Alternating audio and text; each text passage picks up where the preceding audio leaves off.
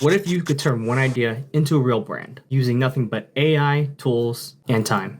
No investors, no team, just creativity and execution. Before we dig into designing the merch, let's talk about something even more important: the story behind it. People don't just buy things, they buy things that resonate with them, whether it's funny, nostalgic, or deeply personal. But the strongest comes from personal connection.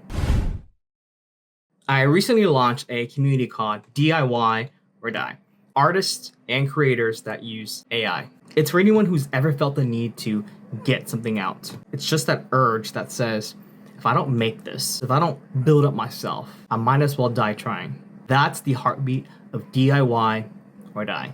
It's about ownership, self-expression, and doing it our way.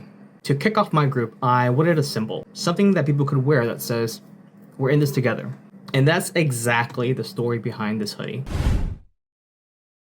So I teamed up with Remy, that's my ChatGPT's name, and we mapped out the entire process: concept, design, production, and launch. First, inside Canva, I built the details: the D&D chest logo, the DIY or Die on the sleeves, and the inner label. Each one of these designs is intentional. Once it was ready, I set it up through Printify. Fulfillment, shipping, pricing, all automated.